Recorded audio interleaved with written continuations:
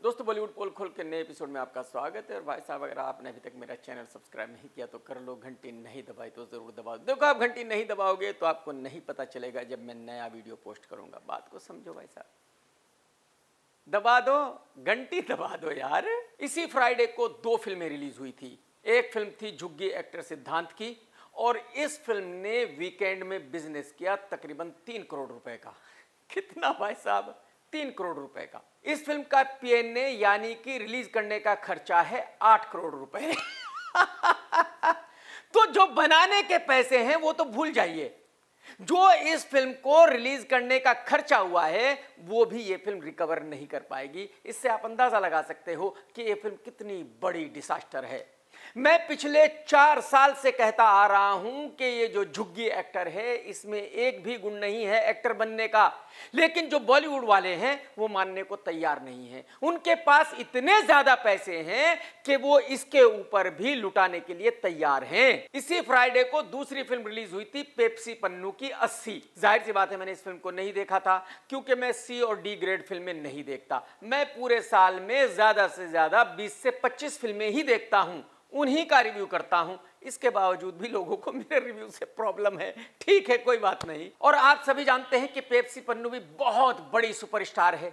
जिस दिन से ये लड़की बॉलीवुड में आई है कभी भी आज तक ये एक्ट्रेस नहीं बन पाई, लेकिन अनुभव सिन्हा साहब हैं कि उसके साथ फिल्में बनाते रहते हैं। सिन्हा साहब भूषण कुमार को चूना लगाते रहते हैं, उसको बेवकूफ बनाते रहते हैं, फिल्म बनाते रहते हैं, फिल्म डिसास्टर होती रहती है, लेकिन अनुभव सिन्हा साहब थकते नहीं है, क्योंकि पैसे देने के लिए भूषण साहब बैठे हुए हैं। तो अनुभव सिन्हा साहब क्यों थकने लगे? इस फिल्म का भी 3 दिन का बिजनेस हुआ तकरीबन 3 करोड़ रुपए, यानी कि यह फिल्म भी बहुत बड़ी सुपर डुपर डिसास्टर हो गई। इस फिल्म की शूटिंग के दौरान जो खाना आया था उसका बिल था तकरीबन 2.5 CR, और ये फिल्म वो बिल भी रिकवर नहीं कर सकती। बनाने के पैसे तो भूल जाइए, जो इस फिल्म को रिलीज करने के लिए खर्चा हुआ उसको भी भूल जाइए।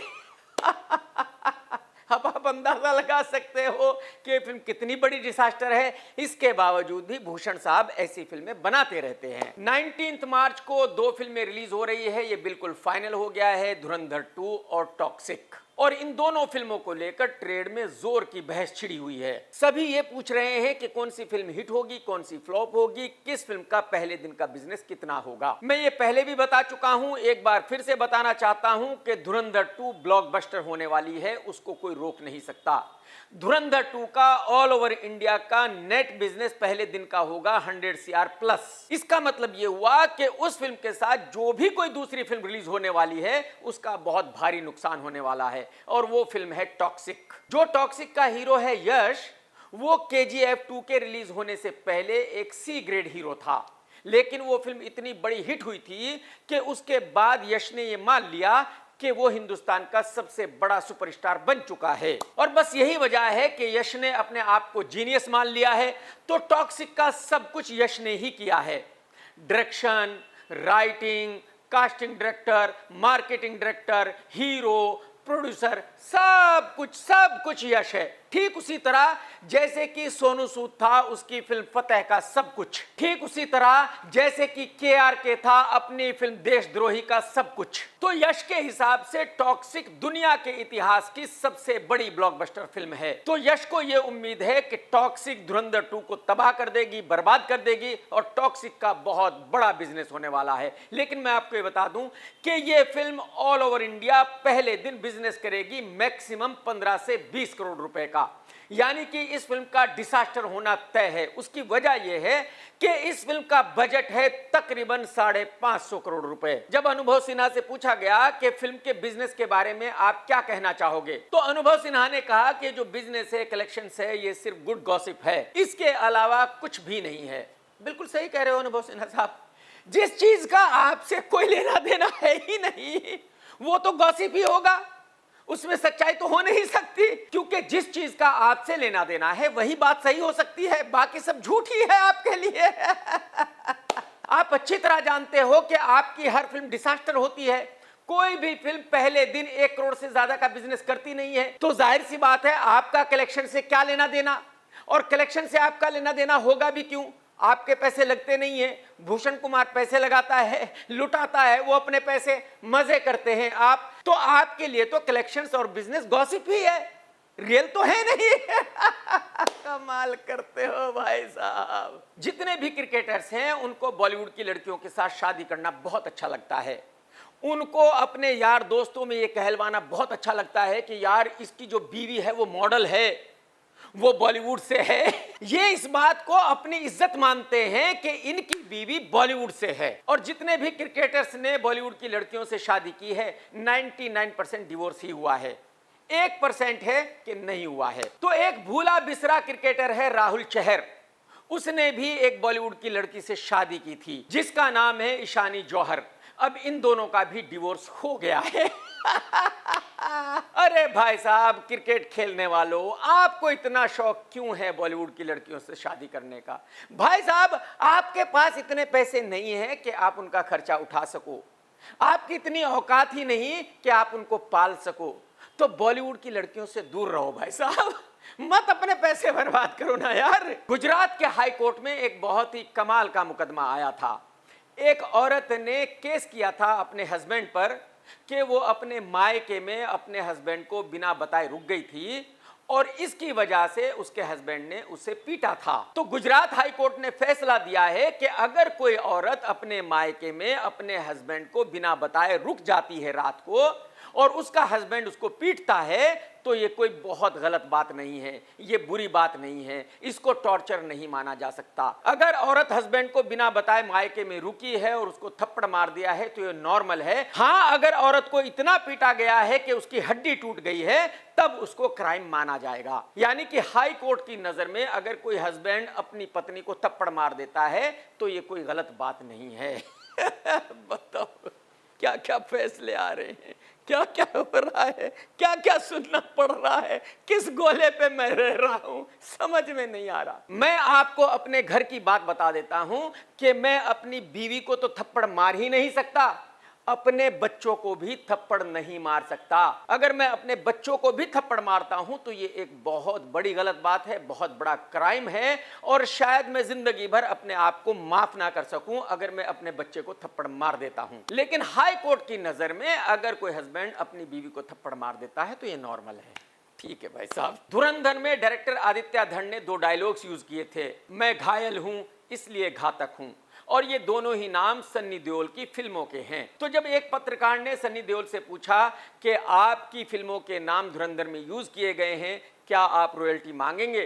तो सन्नी देओल ने कहा कि ये आदित्य धर का प्यार है, उसने मेरी फिल्मों को देखा है, उसको मेरी फिल्में पसंद है, इसलिए उसने उन फिल्मों का नाम अपनी फिल्म में यूज किया, मुझे इस बात की खुशी है। 19 मार्च को यश की फिल्म टॉक्सिक रिलीज होने वाली है। यश ने अपने चेहरे को दाढ़ी के पीछे छुपाया हुआ था, तो सबको ऐसा लगता था कि जो यश दाढ़ी के साथ दिखता है वही है। हकीकत यह है कि दाढ़ी के बिना ये बहुत ही लुक्खा दिखता है और इस भाई ने टॉक्सिक में एक पोर्शन रखा है जहां ये बिना दाढ़ी के है, और मेरे ख्याल में ये इसकी सबसे बड़ी गलती है, क्योंकि जो दर्शक भी उस फिल्म को देखने जाएंगे जब वो इसको बिना दाढ़ी के देखेंगे तो भाई साहब उनको चक्कर आ जाएगा, गश आ जाएगा, हो सकता है वो फिल्म छोड़कर भाग जाएं। यश भाई बहुत बड़ी गलती कर दी हो दोस्त, फंस चुके हो आप, मेरी बात मान लो भाई साहब। बहुत सालों के बाद कमल हासन और रजनीकांत साहब एक फिल्म में आ रहे हैं और ये फिल्म साउथ में बनने वाली है, लेकिन इस न्यूज को हिंदी बेल्ट में बहुत जोर शोर से बताया गया। इस न्यूज को इस तरह से बताया गया जैसे कि अमिताभ बच्चन साहब और शाहरुख खान साहब साथ में किसी फिल्म में आ रहे हों।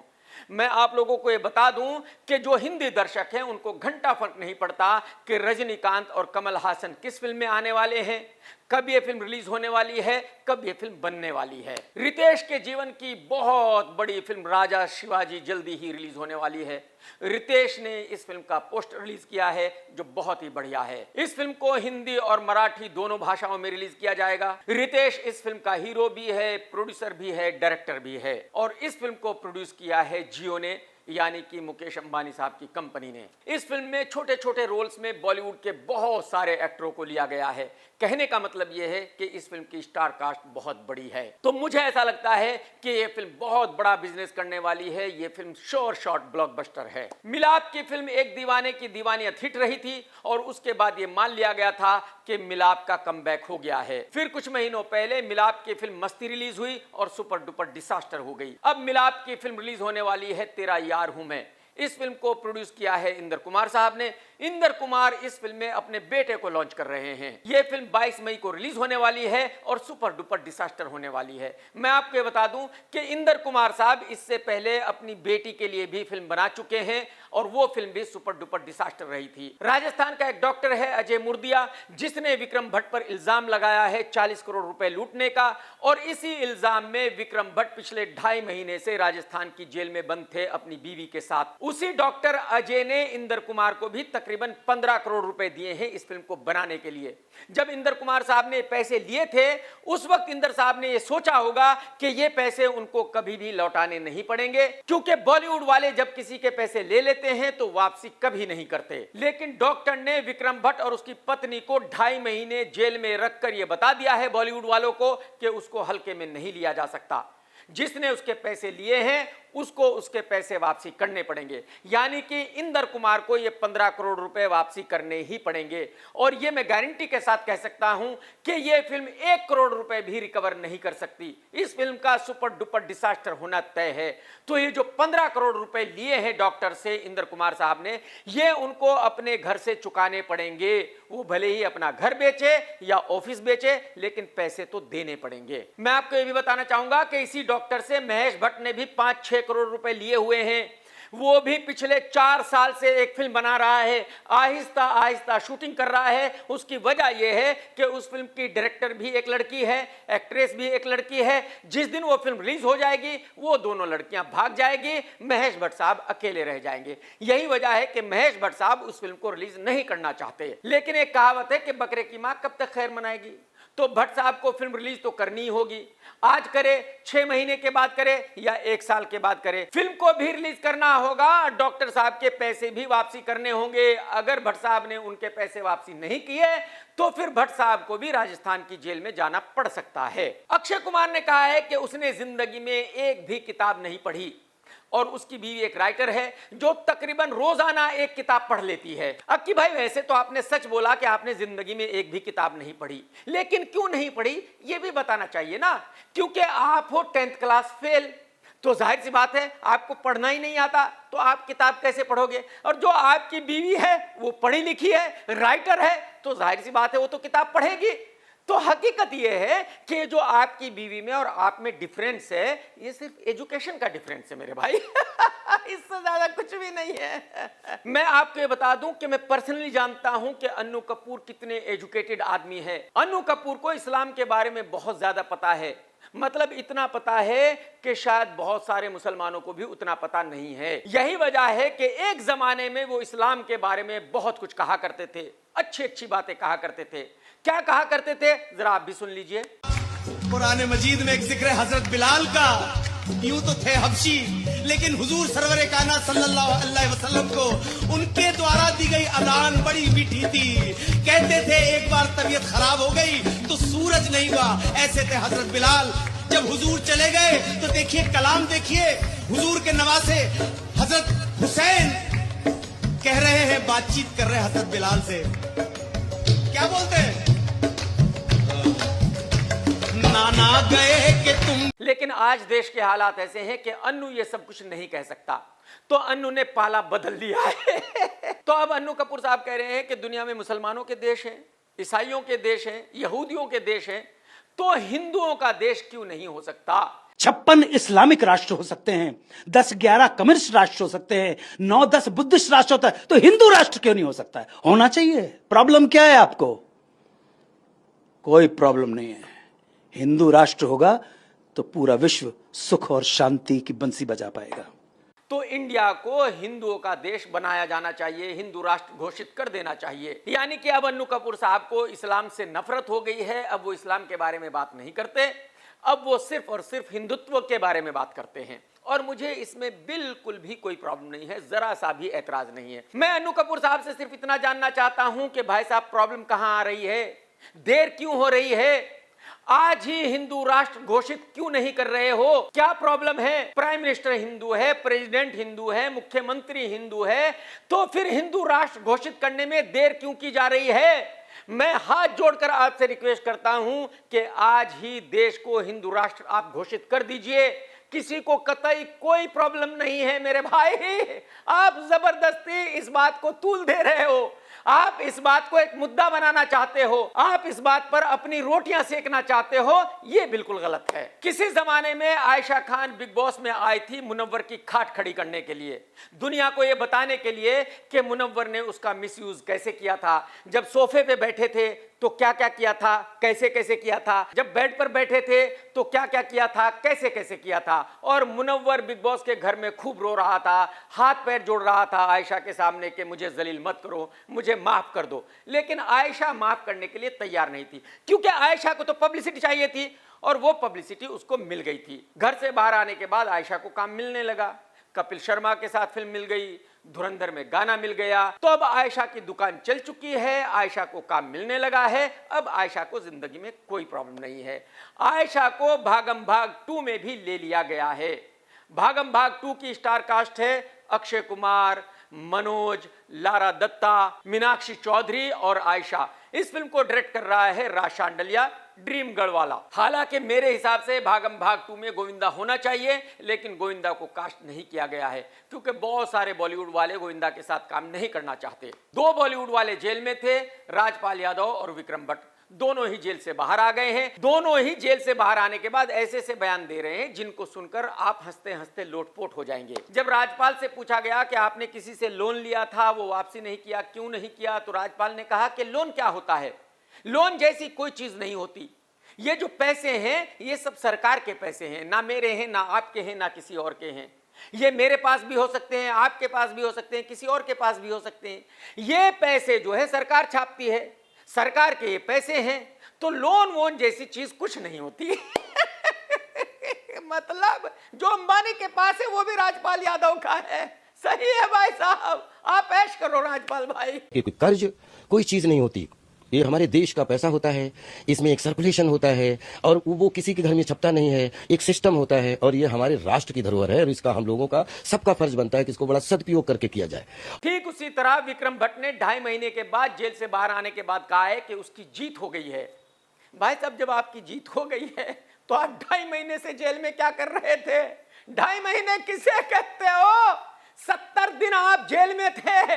70 दिन जेल में होने का मतलब यह है कि आपको पनिशमेंट मिल चुका है, कुछ बचा नहीं है। अब भाई साहब, आप 7 दिन जेल में नहीं रहे हो, बात को समझो। 2.5 महीने काटे हैं उदयपुर की जेल में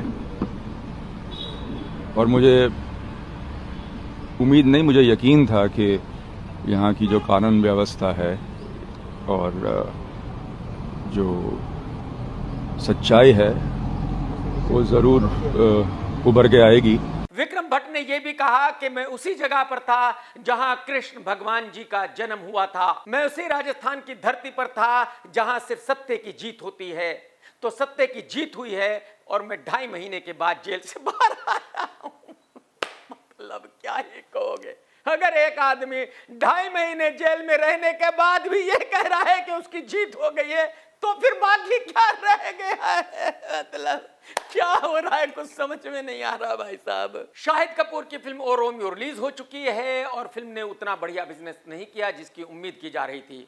उम्मीद थी कि यह फिल्म 200 से 250 करोड़ रुपए का बिजनेस करेगी, लेकिन वैसा नहीं हुआ। इस फिल्म के डायरेक्टर विशाल भारद्वाज ने बताया है कि इस फिल्म में बहुत सारे चेंजेस किए गए थे आमिर खान के सजेशंस की वजह से। अब मुझे बताइए कि इसमें गलती किसकी है, विशाल भारद्वाज की या आमिर खान की? आमिर खान की पिछली तकरीबन 10 फिल्में सुपर डुपर डिसास्टर हैं।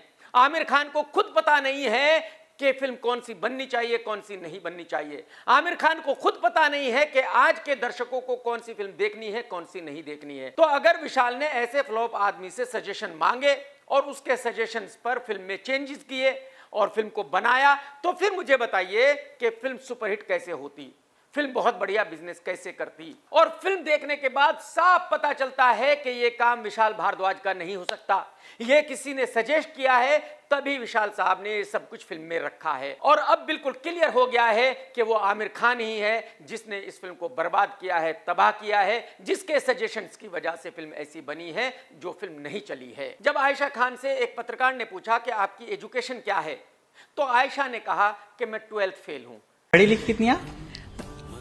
मैं 12वीं फेल हूँ। फेल? बहुत बड़ी झूठी हो आप, एक नंबर की झूठी हो आप। 12th फेल नहीं हो, 10th फेल हो। सच्चाई यही है। अगर आप बता रही हो अपने आप को 12th फेल, तो ये बहुत बड़ा सफेद झूठ है मैडम। धरती पर आ जाओ, 10th फेल हो आप। बॉलीवुड में 99% 10th फेल ही है। सन्नी देओल, अक्षय खन्ना की एक फिल्म आ रही है जिसका नाम है इक्का। ये फिल्म डायरेक्ट OTT पर रिलीज होगी और बहुत सारे लोग ये पूछ रहे हैं कि इस फिल्म के सैटेलाइट राइट्स सन्नी देओल के पास कैसे हैं। ये बात मैं पहले एक वीडियो में बता चुका हूं कि सन्नी साहब ने 25 CR इस फिल्म के लिए लिया था, प्लस म्यूजिक राइट्स लिए थे, प्लस सैटेलाइट राइट्स लिए थे, क्योंकि म्यूजिक और सैटेलाइट राइट्स नेटफ्लिक्स के किसी काम के नहीं है। यही वजह है कि सन्नी को ऐसा लगा था कि ये राइट्स मैं बेच लूंगा, मुझे कुछ अच्छे पैसे मिल जाएंगे। धुरंधर के रिलीज होने के बाद बहुत सारे लोग अक्षय खन्ना को बहुत बड़ा सुपरस्टार मान रहे हैं, तो सन्नी देओल को यह भी एक लालच था। लेकिन सन्नी जब मार्केट में गया इस फिल्म के सैटेलाइट राइट्स बेचने के लिए, तो किसी ने भी इस फिल्म के सैटेलाइट राइट्स खरीदने के लिए हामी नहीं भरी। आज की तारीख में वो राइट्स सन्नी देओल के पास ही हैं, बिक नहीं रहे हैं। इससे आप अंदाजा लगा सकते हैं कि अक्षय खन्ना कितना बड़ा सुपरस्टार है। हकीकत यह है कि कोई भी कॉर्पोरेट हाउस आज भी अक्षय खन्ना की किसी फिल्म में पैसे लगाने के लिए तैयार नहीं है जिसमें वो सोलो हीरो है। यानी कि अक्षय खन्ना भी उतना ही बड़ा सुपरस्टार है आज की तारीख में जितना बॉबी देओल। इससे ज्यादा कुछ भी नहीं है। मलाइका अरोरा ने अरबाज खान से डिवोर्स ले लिया था, उसके बाद अर्जुन कपूर उसका बॉयफ्रेंड था, कुछ दिनों के बाद अर्जुन से भी ब्रेकअप हो गया था और अब मलाइका एक बहुत ही यंग लड़के के साथ घूम रही है जो मलाइका से तकरीबन 20 साल छोटा है। इसका नाम है हर्ष मेहता। अब आप में से बहुत सारे लोग ये सोच रहे होंगे कि भाई ये लड़का मलाइका के साथ क्यों घूम रहा है, ये लड़का दुनिया को क्यों बता रहा है कि मलाइका का बॉयफ्रेंड है। उसकी वजह यह है कि इसको बेचारे को फेमस होना है। इस दुनिया में हर आदमी को फेमस होना है, भले ही उसके लिए कोई भी कीमत चुकता क्यों ना करनी पड़े। अगर आपको याद हो तो कुछ दिनों पहले अमीषा पटेल के साथ भी एक यंग लड़का घूम रहा था फेमस होने के लिए, और उस वक्त मैंने कहा था कि 10, 15, 20 दिन के बाद इन दोनों का ब्रेकअप हो जाएगा। वही हुआ था। मलाइका अरोरा का भी यही होगा। ज्यादा से ज्यादा 1-2 महीने के लिए ये दोनों साथ रहेंगे, हर्ष फेमस हो जाएगा, उसके बाद दोनों का ब्रेकअप हो जाएगा, बात खत्म, टाटा बाय बाय। अगर आपको याद हो तो वीर पहाड़िया स्काई फोर्स फिल्म में आया था, क्योंकि वीर ने उस फिल्म में पैसे लगाए थे, वीर ने ही उस फिल्म को प्रोड्यूस किया था। उस फिल्म के रिलीज होने के बाद किसी ने वीर को फिल्म नहीं दी, जाहिर सी बात है कोई क्यों देगा। हालांकि वीर के पास बहुत सारी फिल्मों का ऑफर आया, लेकिन सभी ने वीर को पैसे लगाने के लिए कहा और वीर ने पैसे लगाने से मना कर दिया था। फाइनली वीर ने एक फिल्म के लिए हामी भर दी है, एक फिल्म में वीर काम कर रहा है और इस फिल्म में एक नई लड़की को भी लॉन्च किया जा रहा है जिसका नाम है आफिया सैयद। इस फिल्म को प्रोड्यूस कर रहा है गौरव वर्मा। गौरव वर्मा वही है जो कभी रेड चिल्ली में काम किया करता था और फिर एक दिन पकड़ा गया था, शाहरुख खान ने भगा दिया था। लेकिन गौरव वो आदमी नहीं है जो अपनी जेब से पैसे लगाकर किसी फिल्म को बनाएगा। इसका मतलब यह है कि गौरव को कोई ना कोई पार्टी मिल गई है, गौरव ने किसी को मामा बना लिया है और किसी के पैसे इस फिल्म पर उड़ा रहा है। एक अश्लील लौंडा है जिसका नाम है समय रैना। यह लौंडा सिर्फ गालियां दे देकर ही फेमस हुआ है। इसने माँ बाप के बारे में भी ऐसी बातें कही थी कि लोगों ने इसको भर भर कर गालियां दी थी। लेकिन ये गालियां देने के बाद क्या हुआ ये कि समय रैना पूरे हिंदुस्तान में फेमस हो गया। गालीबाज है लेकिन पूरे हिंदुस्तान में फेमस है। और आज समय रैना क्या कर रहा है भाई साहब, स्प्राइट का ऐड कर रहा है, स्प्राइट बेच रहा है। वो गाली गलौज करने वाला जिसने माँ बाप के बारे में भी बहुत गंदी गंदी बातें कही थी। यानी कि ये आदमी आज फेमस है, स्प्राइट बेच रहा है सिर्फ और सिर्फ गालियां देने की वजह से। तो जो लोग ये कहते हैं कि गालियां देना तो बहुत गलत बात है, गालियां क्यों देते हो, वो समय रैना को देख लो। भाई साहब आज का वक्त वो आ गया है कि आज लोग गालियां देकर भी फेमस हो रहे हैं। शाहिद कपूर की फिल्म ओ रोमियो रिलीज हुई, उतना बढ़िया बिजनेस नहीं किया जितना करना चाहिए था और यही वजह है कि शाहिद बहुत ज्यादा परेशान है, बहुत ही गुस्से में है। उसकी वजह यह भी है कि 2018 में उसकी फिल्म कबीर सिंह आई थी जो हिट थी, उसके बाद से आज तक शाहिद की कोई भी फिल्म नहीं चली। तो जाहिर सी बात है बहुत ही ज्यादा परेशान है लाइफ में शाहिद। अगर आपको याद हो तो एक बार अर्जुन कपूर ने कहा था कि हमने पब्लिक को खुला छोड़ दिया है, इन लोगों को हमने बोलने की आजादी दे दी है, यही वजह है कि ये बहुत बोलने लगे हैं आज की तारीख में हमारे बारे में। और उसके बाद पब्लिक का क्या रिएक्शन आया? उसके बाद पब्लिक ने यह किया कि आज अर्जुन कपूर अपने घर पर बैठा हुआ है। पब्लिक ने अर्जुन को बता दिया है कि तेरी ये औकात है, हमारी ये औकात है, अगर किसी को स्टार बनाते हैं तो हम बनाते हैं और जीरो करते हैं तो हम करते हैं। तो अब शाहिद कपूर ने भी कुछ ऐसा ही कहा है। शाहिद कपूर ने कहा है कि ये जो लोग क्रिटिसाइज करते हैं, ये जो लोग कहते हैं ये फिल्म अच्छी नहीं है, ये तो पुराने टाइप की फिल्म है, ये तो पुराने जमाने का हीरो है, इनको अपनी औकात पता होनी चाहिए। इनको मेरे बारे में बात तब करनी चाहिए अगर इनकी औकात है मेरे बारे में बात करने की। पता नहीं पुराना जमाना वड़ेवा कि आपके बोलने की औकात होनी चाहिए ना, तभी मुंह खुलना चाहिए। ये मैंने बचपन में सीखा था। जब मेरे फादर मॉम मैंने बहुत कुछ देखा है बचपन में, बहुत ग्रेट आर्टिस्ट को देखा है, लोग मुंह नहीं खोलते थे उनके सामने। आजकल लोगों को बहुत बोलने की आदत हो गई है। खुद पहले देख लो आप कितने पानी में हो, फिर बात करो।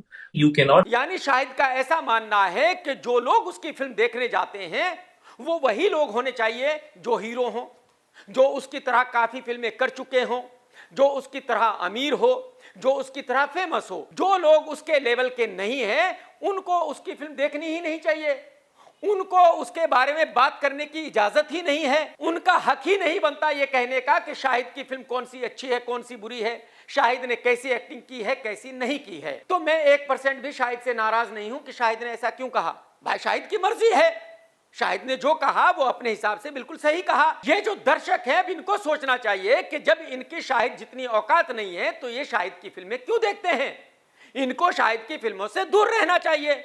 और अगर इन दर्शकों को शर्म नहीं है इसके बावजूद भी ये शाहिद की फिल्म देखने जाते हैं तो फिर शाहिद इनको कितनी भी गालियां दे, शाहिद अपनी जगह बिल्कुल सही है। तो मैं उम्मीद करता हूं कि जो दर्शक हैं जो शाहिद की फिल्में देखते हैं इनको थोड़ी शर्म जरूर आएगी और आने वाले वक्त में कभी भी शाहिद की किसी फिल्म को नहीं देखने जाएंगे। दोस्तों अगर आज का वीडियो आपने देखा है तो लाइक करना बिल्कुल मत भूलना, कमेंट्स करके जरूर बताना कि आज का वीडियो आपको कैसा लगा। टेक केयर दोस्तों, tata bye bye, love you, जय हिंद। सत्यमेव जयते।